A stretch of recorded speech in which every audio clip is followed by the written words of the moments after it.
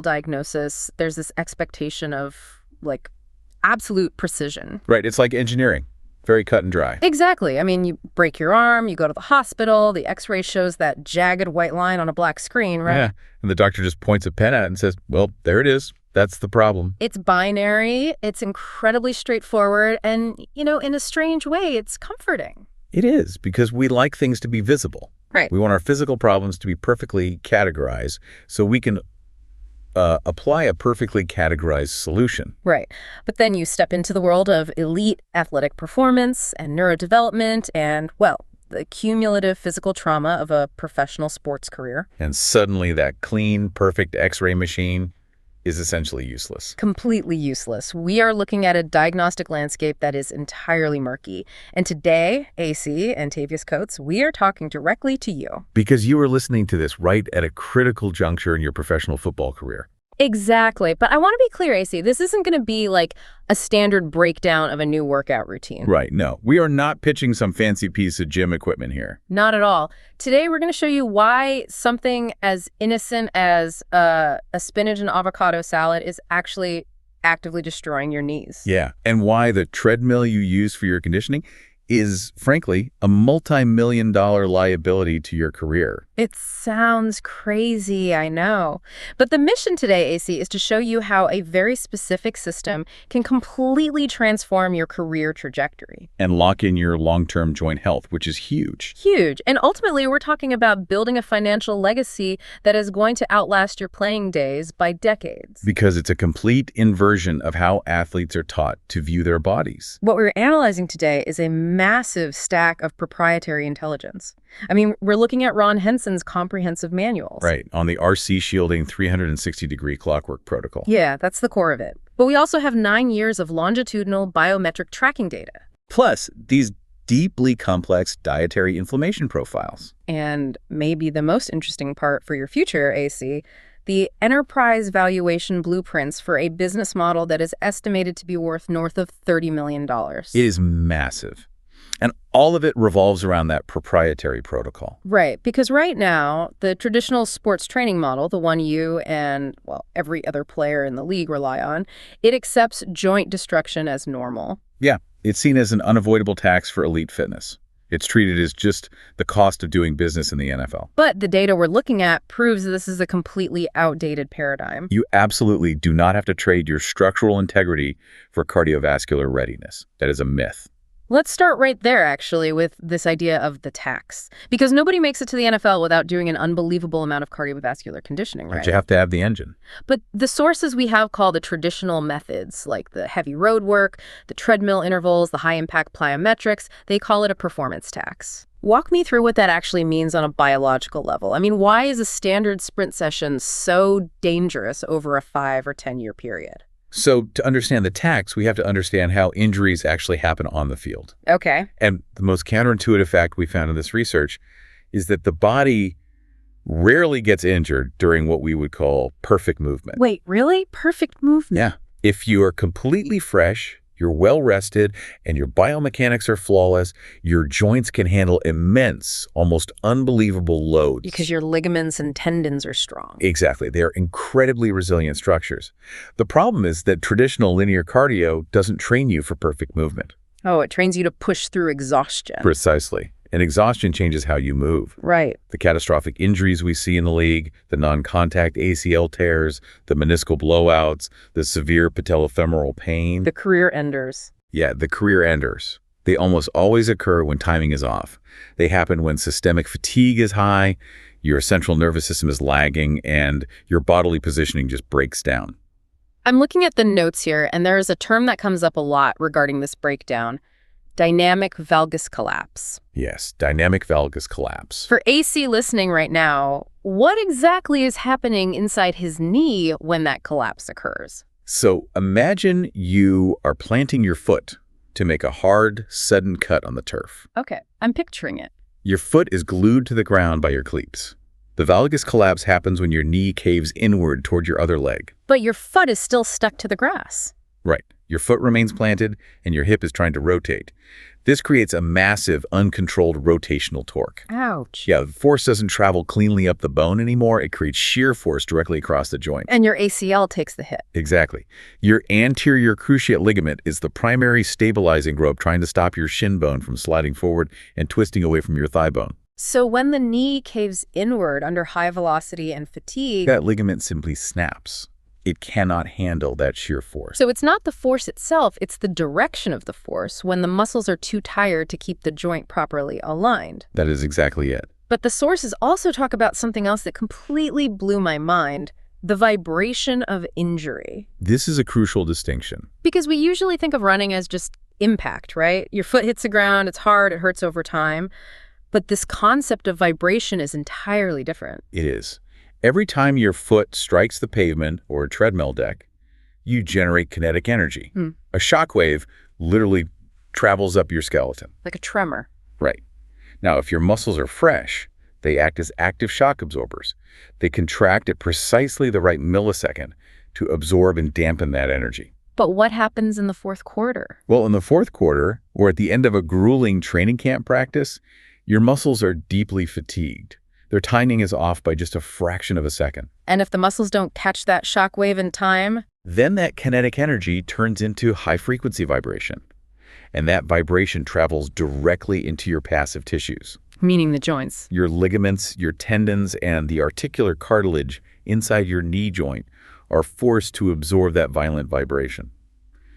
And they are not designed for that. So they just take a beating. Over time, yes. Yeah. That vibration causes microtraumas. It literally shakes the structural integrity of the joint apart. It reminds me of taking $1 million sports car, which, you know, is your body, AC. Great analogy. And just redlining the engine on a gravel road every single day.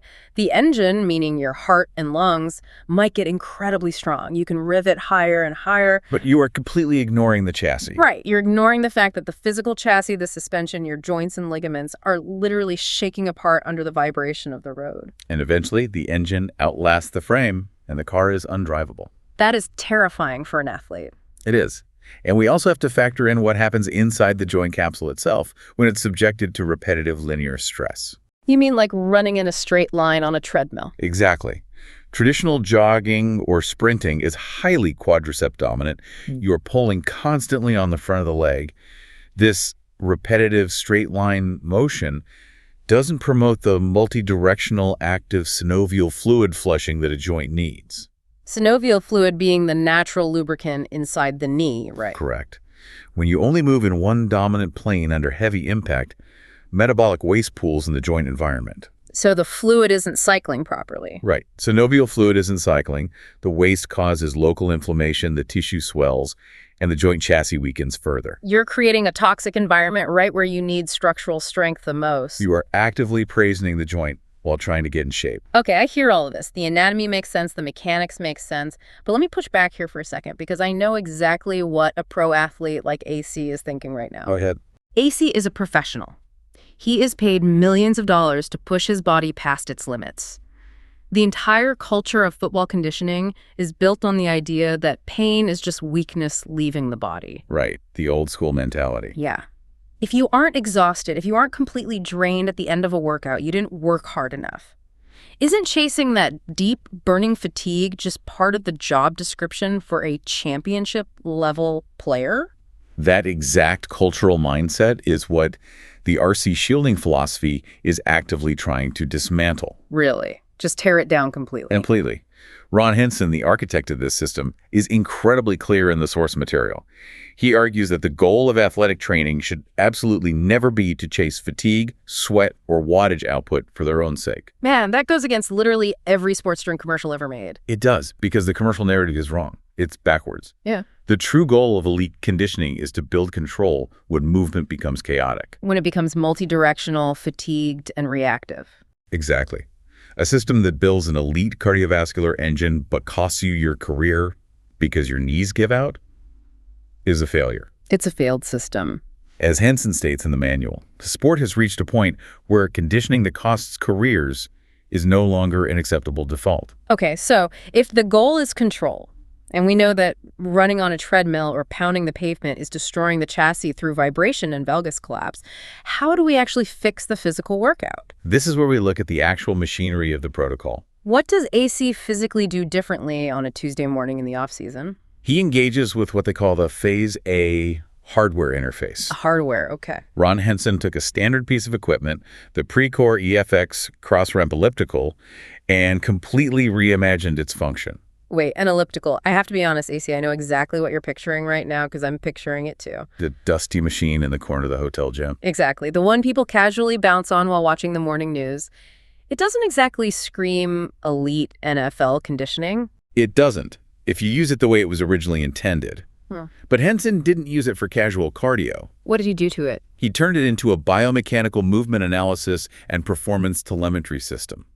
That sounds intense. He didn't alter the internal gears or the resistance mechanisms. He completely changed the geometric interface between the human body and the machine. He introduced something called the clock language. Yes, I read through this part of the manual multiple times because it is fascinating. Instead of just stepping onto the foot pads and mindlessly pedaling, the athlete is forced to adhere to a highly rigid, highly specific positional language. Let's break down how this clock language physically works. Please do. Imagine the foot pad of the elliptical is a clock face. 12 o'clock is the neutral center. Meaning both feet are perfectly aligned in the exact middle of their respective pads. Right. But then you have the lateral phases. 3 o'clock is the left side lateral phase. So how does that look? This means your left foot is positioned at the absolute top of the pad, and your right foot is positioned at the absolute bottom of its pad. So you are staggered. Your stance is wide and diagonally offset. Exactly. And 9 o'clock is the exact mirror image, the right side lateral phase where the right foot is at the top and the left foot is at the bottom. The actual workout sequence in the manual is wild. It's not a suggestion of like, go fast for 30 seconds. No, it's highly orchestrated. It's an intense rapid-fire mapping of coordinates. The athlete is told to hit, 12 to 3, back to 12 2, back to 12 1, reset to 12 12, then 12 to 11, 12 to 10. You are actively forcing your brain to map your foot placement to specific geometric coordinates while under extreme cardiovascular demand. And this isn't just a mental game, right? There is a deep biomechanical reason for this specific positional discipline. A very deep reason, specifically the 10 to 2 arc. By forcing the athlete to operate strictly within this rotational corridor from 10 o'clock to 2 o'clock on the pads, the joint is physically blocked from the angles where ligament shear occurs. Wait, explain that. How does putting my foot at 2 o'clock stop my ACL from tearing? Because of how the closed kinetic chain works.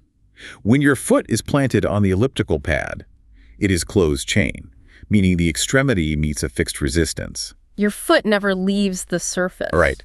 If you are locked into that 10 to 2 arc, your hip, knee, and ankle are forced into proper alignment. The machine's geometry, combined with your strict positional discipline, physically prevents the knee from experiencing dynamic valgus collapse. So it literally cannot cave inward. It cannot. The machine and your deliberate foot placement will not allow it. It creates a highly controlled environment for training pivot-like knee stability without the actual risk of the pivot tearing the ligament. It's physical armor. You are building structural armor around the knee while your heart is pounding at 160 beats per minute. Exactly. But the manual also emphasizes how you push, not just where your feet are. There is a massive emphasis on a strict heel-driven force. This is perhaps the most vital component for knee preservation in the entire system. Why is that? Think about how you run on a field, or how most people use a stair climber. The weight is predominantly on the toes or the balls of the feet. Right. You're on your toes, springing forward, like a sprinter. When you do that, you are applying massive kinetic energy and shearing force directly into the anterior patellar tendon. That's the thick band of tissue at the front of your knee, just below the kneecap. Correct. Over years of playing, that constant toe-driven force causes severe patellofemoral pain, tendinosis, and structural breakdown. It's what people commonly call jumper's knee or runner's knee. But the RC protocol demands the absolute opposite. By driving exclusively through the heel on these specific clock vectors, you are deliberately redirecting that destructive kinetic energy away from the vulnerable front of the knee. Yes. The text says you are forcing the load directly into the posterior chain. The posterior chain being your glutes, your hamstrings, and your lower back muscle. Exactly. And if we look at the bigger picture of NFL injuries, strengthening the posterior chain in a closed chain environment like the elliptical is paramount. Why are the hamstrings so important for protecting the front of the knee, though? Because they functionally share the load with the ACL. I didn't realize that. Yeah. The ACL's job is to stop the shin bone from sliding too far forward. But your hamstrings attach to the back of the knee. When your hamstrings are actively engaged, strong, and bearing the load, which they are when you push through your heel, they literally pull the tibia, the shin bone, backward. So they are doing the ACL's job for it. They are doing a massive percentage of the work that the ACL normally has to do alone. You are protecting your primary knee ligament by teaching your hamstrings to act as a secondary stabilizing cable, even under heavy fatigue conditions. That is incredible. You are rewiring the muscle activation pattern so the large muscles do the work instead of the fragile ligaments. Precisely. And there is a test in the source material to ensure the athlete is actually achieving this, and it's brilliant. It's called the cup of water test. Ah, yes. This is where the integration of the core becomes visible and measurable. The manual states that if the legs are working at maximum intensity, driving hard through the 12, the 9, the 3 o'clock positions, heart rate skyrocketing, the torso must remain completely, absolutely quiet. No movement whatsoever. Right. If you placed a full cup of water on the athlete's head or shoulder, it shouldn't spill. The core has to act as a 360-degree shock absorber. The upward energy created through the intense driving of the feet, knees, and hips has to go somewhere. It travels up the kinetic chain. And if your core isn't tight, If your core, your abdominal wall, your obliques, your lower back isn't completely locked in, that energy leaks upward. It manifests as a bounce in the shoulders, a shake in the head, or a loss of spinal posture. so the cup of water test is the physical proof that your trunk is catching and dispersing that force before it can destabilize your upper body. That's it, exactly. The best way to visualize this, and AC, picture this next time you're doing conditioning. Think of a highly skilled waiter carrying a full tray of expensive champagne glasses on a violently rocking cruise ship. I love that analogy. The waiter's legs are absorbing all the chaos. They are bending, shifting, taking the impact of the waves so that the top half of his body, the tray with the glasses, stays impossibly perfectly still. Your core, when doing the R shielding system correctly, is that waiter. That is a perfect visualization. And this level of mechanical control forms what the sources call the clinical defense matrix. The defense matrix, let's dig into that. They actually map this hardware protocol directly to specific career-ending injuries in MMA and the NFL. Let's actually walk through that matrix. We've talked about the big three: ACL tears, meniscal tears, and patellofemoral pain. We've touched on them, but how exactly does the machine stop each one from happening? Let's start with ACL tears. As we established, these happen during dynamic valgus collapse and sudden fatigued angle cuts. Right. The turf monster. The defense provided by the ARCH protocol is the high-resistance reverse pedaling combined with the medial and lateral arcs, the 9 and 3 o'clock positions. So the staggered stances. Yes. This specific combination trains fatigue-resistant valgus control. You are teaching the knee joint and the surrounding musculature to maintain perfect alignment and not cave inward, even when the muscles are screaming for oxygen and the body wants to take the path of least resistance. That makes total sense. And what about meniscal tears? Football players tear their meniscus constantly, usually from getting twisted in a pile or planting and rotating too violently. Right. The meniscus is basically the shock-absorbing cartilage pad between the thigh bone and the shin bone, right? Correct. The meniscus is highly vulnerable to torsion, twisting, and severe compression. So how does RC protect it? The RC mechanistic defense here is the closed chain multiplanar loading. Because your foot never leaves the elliptical pad, you are entirely eliminating impact trauma. No shockwaves. No shockwaves. Okay. But more importantly, you are training eccentric braking. Eccentric braking, that's when a muscle is lengthening while it's contracting, like when you slowly lower a heavy dumbbell instead of just dropping it. Exactly. You are teaching your muscles to act as brakes. You are training the musculature of the leg to safely absorb and decelerate rotational shear forces rather than transferring that shear force directly into the passive meniscal cartilage. You are building muscular brakes that fire before the cartilage can be crushed. Yes. And finally, the patellofemoral pain. The constant grinding ache in the front of the kneecap that almost every veteran player just accepts as normal. Which is entirely mitigated by the heel-driven vectors we discussed. By forcing the kinetic energy into the posterior chain, you eliminate the repetitive impact vibration that grinds down the patellofemoral joint over a long season. You simply stop striking the match that causes the inflammation. Exactly, you remove the friction. So we have this perfect biomechanical armor system. You step on this heavily modified setup, you hit your clock angles, you drive through your heels, and you protect your joints. It sounds like the silver bullet. It is brilliant engineering, without a doubt, but it is incomplete on its own. Wait, really? After all that? Yes. What's fascinating here is that the physical movement, the hardware interface of the machine, is only phase A of the protocol. Only phase A, okay. You can have the most mathematically sound, perfectly engineered hardware in the world, but if the firmware running the system and the fuel powering it are corrupted, the system is still going to crash. Okay, now we are getting into the real depth of this protocol. The hardware is just the beginning. Just the physical chassis. The manual introduces a concept called the three-way physiological lock. It argues that every system in your body can either protect time or it can leak time. And we need to talk about stopping those biological leaks. Right. So if the machine is the hardware, what is the firmware? The firmware is breath control. Breathing? Really? The protocol demands a highly specific, non-negotiable respiratory rhythm. Specifically, a 3-second deliberate inhale followed by a 3-second deliberate exhale. 6 seconds per complete breath cycle. And you have to maintain that no matter how hard you are working on the machine. Precisely. And the biometric data provided in the source material regarding this specific breathing pattern is nothing short of staggering. I bet. By locking the athlete into this strict respiratory rhythm, Henson creates what he calls the liquid heart effect. I want to dig into this data because this is where the science gets wild. We're looking at heart rate variability data, HRV. Yeah. For those who don't obsess over fitness trackers, HRV measures the microscopic variations in time between your heartbeats. Usually when an athlete is under extreme stress, pushing hard, you look at their HRV graph and it's a mess. It's completely chaotic. Right. It's erratic, jagged spikes. The heart is just desperately trying to pump oxygen. It is a state of physiological panic. The sympathetic nervous system, the fight or flight response, is completely dominant. But the data from the R shielding protocol shows something completely different. When the athlete uses this 3-second in, 3-second out breathing pattern, the heart rate forms a perfectly smooth, rhythmic sine wave. A perfect wave. It looks like the heart is completely at peace. And AC, you have to understand the context of the numbers we are looking at here.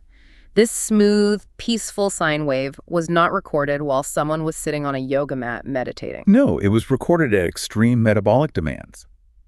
The data shows the athlete sustaining 13.8 METs. METs being metabolic equivalents. For context, sitting still is 1 MET. A brisk walk is maybe 4 METs. 13.8 is an absolutely brutal professional-grade output. It's an all-out sprint level of effort. The data also shows a sustained cadence of 224 strides per minute on the machine, generating 266 watts of sustained power. Most people would be gasping for air, hyperventilating, their nervous system in total meltdown. But they aren't. Right.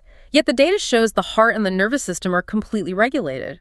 How is that biologically possible? It all comes down to the vagus nerve and the autonomic nervous system. Tell me about the vagus nerve. The firmware, the 6-second breathing cycle, is actively patching the brain's software in real time.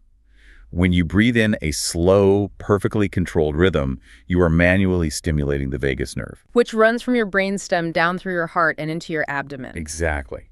This nerve activates the parasympathetic nervous system, the rest and digest mode. So even though your muscles are screaming because you're pushing 266 watts, your breath is sending a signal to your brain saying, everything is fine, we are safe. Exactly. You are teaching your autonomic nervous system that just because you're exerting extreme physical effort, you do not have to enter an emergency panic state. You decouple physical output from neurological panic. Yes, this is what creates the liquid heart. Your heart pumps incredibly efficiently because it isn't fighting the chaotic signals of your own adrenaline. The manual has this brilliant rule to enforce this. It's phrased as, speech is output, breath pays the bill. I love the economics of that. It's incredibly strict, but it functions as an involuntary self-regulation test. How so? If you are executing the 360 clockwork intervals and you try to talk to your trainer or count your reps out loud or even grunt and complain, you are spending oxygen that is strictly budgeted for your muscles and your brain. Because sound requires air to pass over the vocal cords, which means you just broke the 3-second exhale rule. Exactly.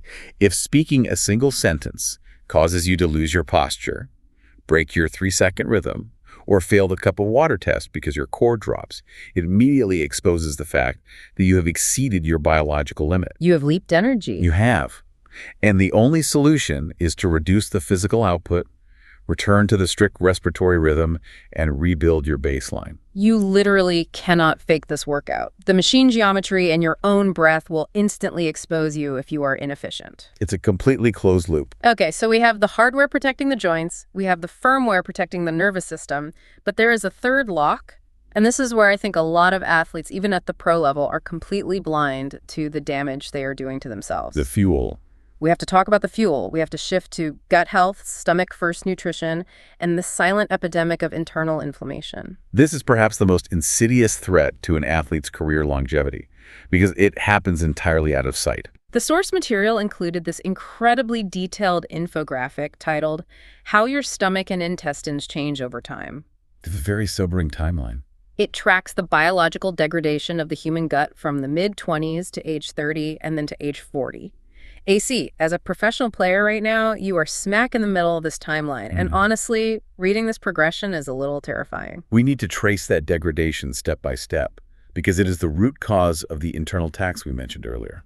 Let's look at the baseline. Okay, the 20s. In your mid-20s, generally speaking, the gut is resilient. You produce strong, highly acidic stomach acid that breaks down proteins efficiently. You have robust digestive enzymes. Everything is firing on all cylinders. And most importantly, your intestines have what the text calls tall, healthy villi. The villi being the tiny finger-like projections lining the intestines that actually absorb the nutrients from your food into your bloodstream. Correct. And in a healthy 20-something, the spaces between the cells of the intestinal wall, the tight junctions, are firmly sealed. Like a bank vault. Exactly. Only fully digested, microscopic nutrients are allowed into the bloodstream. This results in maximum nutrient absorption, high energy, clear skin, and incredibly fast recovery from intense workouts. You can eat almost anything, and your body handles it. You feel invincible. But then you hit 30. And this is where the compounding interest of bad habits comes due. Uh-oh. Due to years of poor food choices, high chronic stress, and silent food intolerances, systemic inflammation starts increasing. The physical structure of the gut begins to change. So what starts breaking down first? The stomach lining becomes irritated, often leading to a decrease in stomach acid production, which means food isn't broken down as well. Which means bigger chunks are moving through your system. Right. But the critical failure happens in the intestines. Those tall, healthy villi become inflamed and start to shorten. And those tight junctions we mentioned, they begin to loosen. This is what everyone calls leaky gut, right? Medically, it's increased intestinal permeability.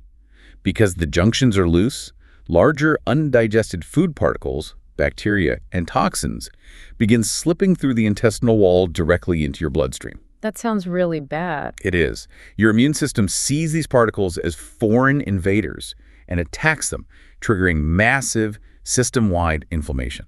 And what does that feel like for the athlete? This is when an athlete starts feeling mysterious energy dips, chronic bloating, much slower recovery times, and what we commonly describe as brain fog. And if you just push through that, if you just take some ibuprofen and keep playing, the infographic shows what happens by age 40. The final stage. High chronic inflammation. A severely damaged stomach lining. The villi are completely blunted or flattened, meaning your body is barely absorbing the vitamins and minerals you consume. You are malnourished, regardless of your diet. This is the stage of accelerated biological aging, severe hormone imbalances, weakened immunity, and chronic, unrelenting fatigue. The athlete's body is starving for nutrients on a cellular level, even if they are eating 4,000 calories a day. Yeah. But here's the most crucial insight from the source material. Yeah. The culprit driving this inflammation isn't just obvious junk food. It's not just fast food and processed sugar. Right. I had to read this section 3 times because it completely contradicts what we are taught about healthy eating. It really does. The sources detail a whole list of hidden triggers that athletes consume every single day, genuinely believing they are fueling their bodies properly. We aren't just talking about gluten or dairy, though those are massive triggers for many people. No, we need to talk about histamine liberators. Histamine liberators. Okay, unpack that for me. Histamine intolerance is an incredibly complex physiological mechanism, and it goes largely undiagnosed in athletes. It is not a true allergy, like a peanut allergy that causes anaphylaxis. So it won't close your throat up? No, it is a threshold issue. Your body naturally produces histamine as part of its immune response and digestive process. But you are supposed to be able to break that histamine down using an enzyme called DAO, or diamine oxidase. Okay, let's use an analogy here because this is dense. Think of your bloodstream as a nightclub, and histamine molecules are the guests trying to get in. The DAO enzyme is the bouncer at the door. If you have a healthy gut, you have plenty of bouncers, they check IDs, they keep the crowd under control, everything is fine. Exactly. But when you develop leaky gut and intestinal inflammation, your body's ability to produce that DAO enzyme plummets. You lose your bouncers. You lose your bouncers. So now all this histamine is rushing into the nightclub, your bloodstream, unregulated. The club gets overwhelmed. And the result is a systemic inflammatory cascade. Joint aches, swelling, headaches, brain fog, fatigue, and even anxiety. Yes. Now, what foods are high in histamine or act as liberators that trigger your body to dump its own histamine reserves? This is the crazy part. It's aged cheeses. It's red wine. It's leftovers. Leftovers. That blew me away. The text specifically notes that the longer food sits in the refrigerator, the higher the histamine bacterial load becomes. So meal prepping for the week might actually be poisoning you slowly. It very well could be. But the real shockers are the so-called superfoods. Spinach, avocados, tomatoes. Think about that. You could be an NFL athlete acting incredibly disciplined, eating a fresh spinach and avocado salad with a vinaigrette dressing. And by the way, vinegar is a massive, highly potent histamine trigger. Right. And you wake up the next morning wondering why your knees are throbbing and you can't focus on the playbook. You think it was the hard practice, but it's actually the salad. That is wild, and it doesn't stop there. The sources also highlight FODMAs. Fermentable oligosaccharides, disaccharides, monosaccharides, and polyols. Say that 5 times fast. I won't try. These are essentially short-chain carbohydrates that the small intestine has a very hard time absorbing. So instead of being absorbed, they travel down to the large intestine where your gut bacteria feast on them. They ferment. They ferment, and that fermentation produces hydrogen and methane gas, causing severe bloating, cramping, and inflammation. And again, where do we find FODMAPs? In healthy foods. Garlic, onions, apples, asparagus. And then there is perhaps the most fascinating hidden trigger detailed in the protocols, ragweed cross-reactivity. This one. Yeah, this one blew my mind. Walk me through this biological overlap. It's a phenomenon called oral allergy syndrome. If you are an athlete who suffers from seasonal allergies, particularly a sensitivity to ragweed pollen, which notoriously spikes in late summer and early fall. Right when NFL training camps are in full swing and the early season is starting. Exactly. If your immune system is already highly sensitized and fighting the ragweed pollen in the air, your body will often have a cross-reactive inflammatory response to certain foods that possess a nearly identical protein structure to the pollen. Your immune system literally mistakes the food for the weed. Yes. And the foods on this cross-reactivity list: melons, cantaloupe, watermelon, zucchini, cucumber, even chamomile tea. Yes, chamomile tea. AC, you could be sitting in your hotel room the night before a game, drinking a cup of chamomile tea to relax your nervous system and get some sleep. But instead, you are triggering severe stomach inflammation because your immune system thinks you just swallowed a mouthful of ragweed pollen. Your body spends the entire night fighting an imaginary threat instead of repairing your muscles for the game. Okay, but let me interject here, because if I'm an elite football player listening to this, I'm probably thinking, I am paid to hit the gap, catch the ball, and score touchdowns. My job is violent and explosive. Right. Why in the world do I need to obsess over pollen cross-reactivity, DAO enzymes, and going on a strict 2-week elimination diet of just white rice and pasture-raised chicken? It sounds like something for a wellness retreat, right, not an NFL locker room. The answer is entirely rooted in the economics of human performance. We go back to the concept of the internal tax. The human body only has a finite amount of metabolic energy available at any given time. Every single food intolerance, every spike in histamine, every bout of intestinal fermentation acts as a massive internal tax on your system. So if you eat that avocado and your body mounts an immune response because it lacks the DAO enzyme to clear the histamine, your immune system is now fully occupied fighting your lunch. Exactly. Your body is forced to divert vital metabolic energy, blood flow, and repair mechanisms away from where they are desperately needed. Away from your knees and muscles. That energy should be used to rebuild muscle tissue, repair microscopic tears in your knee ligaments from practice, and recover your central nervous system. Instead, it is fighting a localized fire in your intestines. So if you don't fix the fuel, you are training, playing, and attempting to recover in a perpetual state of chronic inflammation. You are asking your body to renovate a house while the living room is actively on fire. And you will never catch up. The damage will always outpace the recovery. That's why the manual insists on the elimination diet. It is the only way to reset the baseline. You strip everything down to the absolute bare minimum, one safe protein, one safe carbohydrate for 2 weeks to let the fire burn out and the gut lining heal. And then you test. Then you slowly reintroduce foods one by one to find out exactly which ones are quietly taxing your system. It's diagnostic. You cannot find true physiological homeostasis if your fuel source is corrupted. So if we synthesize what we've covered so far, we have the hardware, the 10-2 elliptical arc physically blocking valgus collapse and protecting the structural integrity of the knees. Right. We have the firmware, the 3-second breathing cycles, creating a liquid heart, regulating the vagus nerve and keeping the nervous system out of panic mode. Got it. And we have the fuel, identifying and eliminating the hidden triggers that cause the internal inflammatory tax. When you lock all three of those together, you achieve the three-way physiological lock. And this is where we have to take all of this dense biomechanics and biology and apply it directly to your life right now, AC.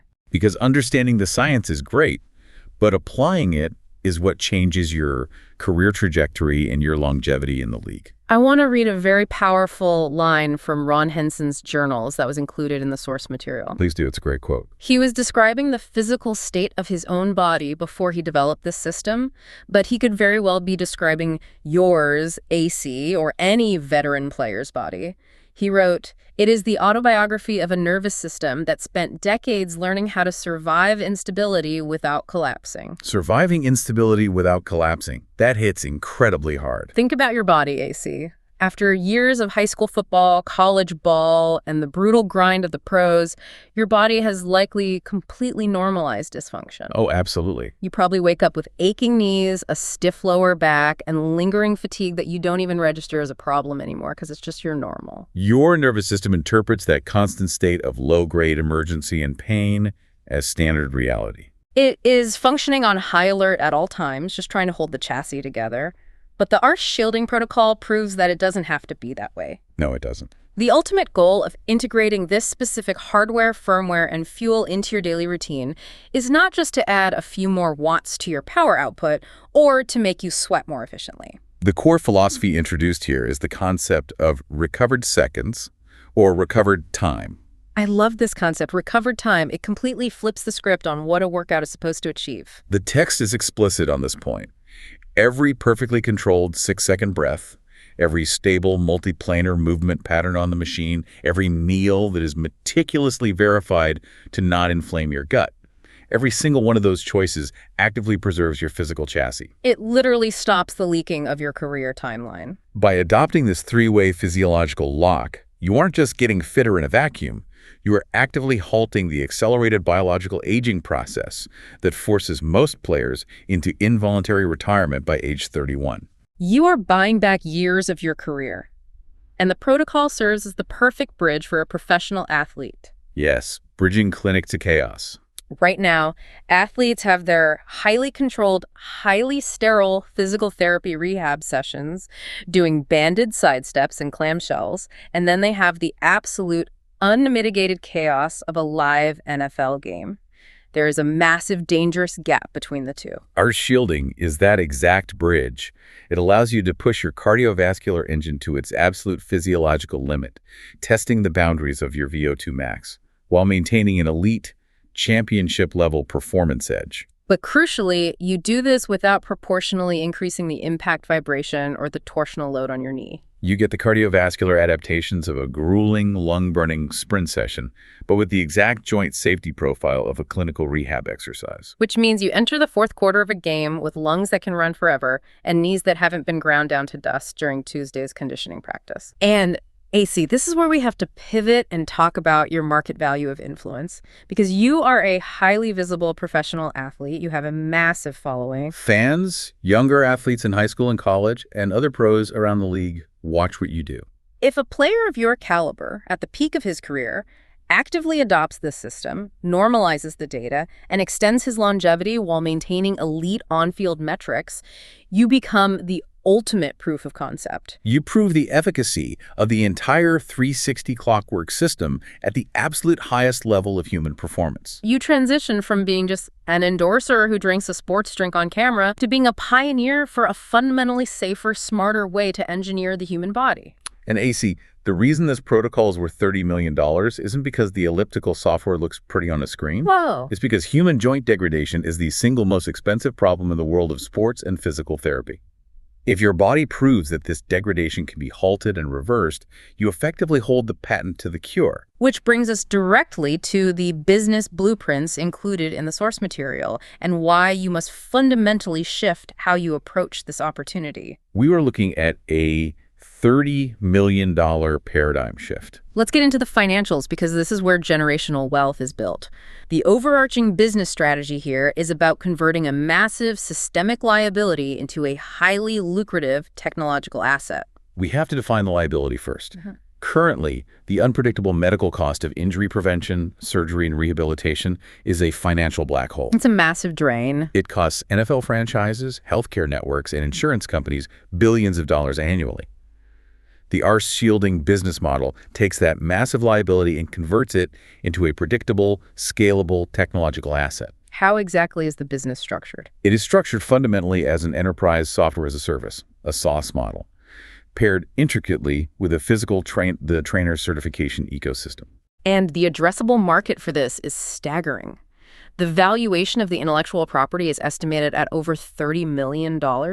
And honestly, that is a conservative estimate when you look at the target demographic. They're not trying to sell heavy ellipticals to people for their home basements. No, the entire blueprint targets the massive B2B, business-to-business, healthcare, and elite performance sector. The blueprints explicitly identify 640,000 physical therapists and strength coaches currently operating in the United States alone.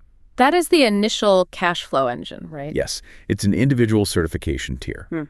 Therapists pay to be certified in the RC protocol, earning necessary continuing education units and integrating the methodology into their private practices. But the real money, the enterprise scaling, is the next tier. The business plan outlines licensing the proprietary software, the biometric telemetry dashboards, and the strict clockwork protocols to 38,000 premium hospital rehab clinics across the country. And beyond that, the target is elite professional sports networks, Major League Baseball stadiums, NBA training facilities, NFL franchises. We are talking about organizations where the financial stakes of keeping just one star athlete healthy, keeping their knees intact for just one more season, reaches into the hundreds of millions of dollars. The ROI, the return on investment, for a franchise adopting this system is undeniable. This is exactly why you need a direct stake in the innovation, AC. You cannot just take a check to smile next to the machine in an ad campaign. You have to demand equity. You are helping to, as the text beautifully puts it, digitize and codify human resilience. By demanding equity, by securing a substantial cut of the company itself, you position yourself to benefit financially from every single physical therapist who gets certified. From every college athletic program that buys a license and every hospital clinic that adopts this injury prevention standard. Let's frame it this way. Taking a standard endorsement deal, getting paid a flat one-time fee to post about the Artisan system on your social media is essentially just renting out your fame. It pays well for a month, maybe a year, and then the contract ends and the money stops. But demanding an equity cut, that is owning the real estate of the entire fitness industry's future. You're collecting rent on the paradigm shift itself. The ultimate corporate buyers are already circling the waters. The blueprints note that major equipment manufacturers like Precor or Life Fitness, massive wearable tech companies like Apple, Garmin, or WO, and giant sports conglomerates, they're all desperately hunting for predictive algorithms and standardized, de-risked performance technology. But they need proof before they buy. Exactly. Your involvement, your physical adaptation to the protocol at the NFL level completely de-risks the technology for those corporate buyers. You are the key that unlocks that $30 million valuation. You provide the empirical, undeniable mechanics of survival, demonstrated under the bright lights of the world's biggest stage. Your demand for equity is simply a reflection of that intrinsic, irreplaceable value. Furthermore, beyond the immense financial upside, there's a profound element of legacy and impact here. Yeah, let's talk about legacy, because at the end of the day, football ends for everyone. It does. And if you champion this system, you wouldn't just be pushing a product to make a return on investment. You would be actively, tangibly changing the culture of sports training. You would be protecting the next generation of high school kids and college athletes from the cumulative silent vibrational damage that has ruined thousands of past careers before they even really began. You are changing the fundamental safety profile of the sport you love. Okay, AC, let's synthesize this entire journey because we have covered a massive, life-altering amount of ground today. We started by diagnosing the hidden problem. Traditional, linear, high-impact training is a silent career killer. It is a performance tax that literally shapes your joints apart, causes dynamic valgus collapse, and tears your ligaments while you are just trying to build your cardiovascular engine. We then introduced the comprehensive solution, the ARF shielding system. It provides impenetrable biomechanical armor through the 10-to-2 rotational arc and heel-driven forces, mechanically protecting your ACL, meniscus, and patella from shear force. It provides the necessary firmware through the liquid heart 6-second breathing cycle, keeping your autonomic nervous system out of panic mode, even at 13.8 METs. And it demands the right fuel, forcing you to eliminate the silent inflammation caused by histamine liberators, FODMAPs, and ragweed cross-reactivity. When you lock all of those together, that three-way physiological lock completely halts the biological leaks. It reverses the damage. For you, AC, adopting this means extending your playing career by years, dominating your on-field performance because your body is finally no longer fighting itself on a cellular level, and crucially, owning a significant equity piece of a $30 million industry revolution. As we wrap up this deep dive, I want to leave you with a final, highly provocative thought. It is drawn directly from the closing personal notes of Ron Henson's manual, and it speaks deeply to the concept of the invisible years. The invisible years. The years that a traditional, brutal training program quietly steals from the back end of an athlete's life. Let's hear it. Henson writes, "You can ignore your knees until they hurt. You could ignore your stomach until it turns on you. You could ignore your heart until it scares you. You could ignore your breath until one day it becomes the only thing you want back." Man, that is incredibly profound. AC, think about those invisible years. The years playing with your kids after you retire. The years walking without a limp. If the ARF shielding system can give those years back to you and to millions of other athletes, how do you even begin to put a price tag on owning the rights to the actual fountain of athletic youth? That is the exact question and the exact mindset you need to bring to the negotiating table. AC, we hope this deep dive has completely reframed how you view your physical body, your approach to training, and your long-term business portfolio. Because right now, you aren't just a football player looking at an X-ray of a broken, outdated system. You are the one who has the power to fix it for everyone. Stay curious, stay healthy, and remember, just breathe.